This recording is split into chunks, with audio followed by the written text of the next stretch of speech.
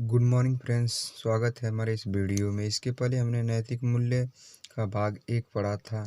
इस वीडियो में हम लोग नैतिक मूल्यांकन अर्थात नैतिक मूल्य के भाग 2 के बारे में पढ़ेंगे। तो इससे भी आपको संदर्भ सहित व्याख्या के लिए आएगा। चलिए शुरू करते हैं।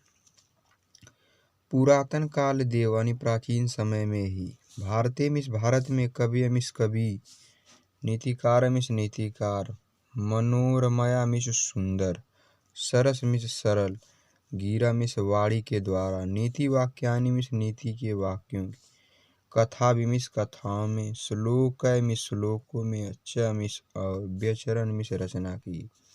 प्राचीन काल में ही भारतीय कवियों और नीतिकारों ने सुंदर और सरस वाणी के द्वारा नीति वाक्यों में कथाओं श्लोकों की रचना की। इत्थम इस प्रकार नीति शास्त्राणी नीति शास्त्र का व्यवहार विधि व्यवहार जानने के लिए, इस प्रकार नीति शास्त्र के द्वारा व्यवहार जानने के लिए कांत स्त्री सम्मिलित होने के लिए उपदेश यूजे उसके उपदेश को जानने के लिए बभुआ हुए। इस प्रकार नीति शास्त्र व्यवहार जानने के लिए तथा स्त्री के साथ सम्मिलित होकर उसके उपदेश जानने के लिए हुए हैं। फल अंतविदम इसके परिणाम स्वरूप संपन्न साधारणया साधारण अपि माने भी जना लोग व्यवहाराय व्यवहार के लिए नीति वाक्यानि नीति के वाक्य को नीति श्लोकस मतलब नीति के श्लोक का गल बिलाद कंठस्थ कुर्वन्ति कर लिए अस्म थे।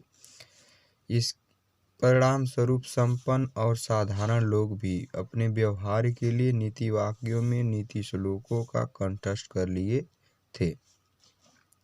कथाभिय चाणक्य नीति कथाओं में चाणक्य नीति विदुर नीति विदुलोपाख्यान पंचतंत्र पंचतत्व शुक्र नीति घटक परकृत नीतिसार नीतिसार तथा सुंदर पांडे कृत्वानी सुंदर पांडे के द्वारा रचित रचना नीति द्विश दृष्टिका भल्लाट शतक भर्तहरि कृतम यानी भर्तहरि के द्वारा रचित ग्रंथ नीति शतकम बल्लाल शतकम दृष्टांत शतकम इत्यादि।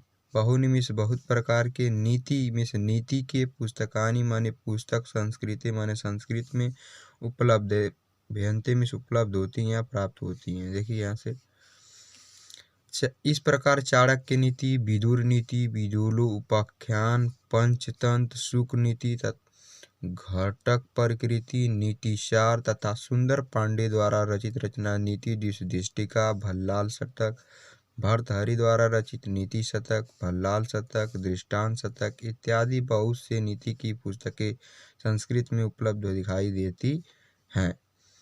यह वीडियो आपको अगर अच्छी लगे तो प्लीज़ लाइक करें, अगर चैनल पर पहली बार है तो सब्सक्राइब करें। धन्यवाद।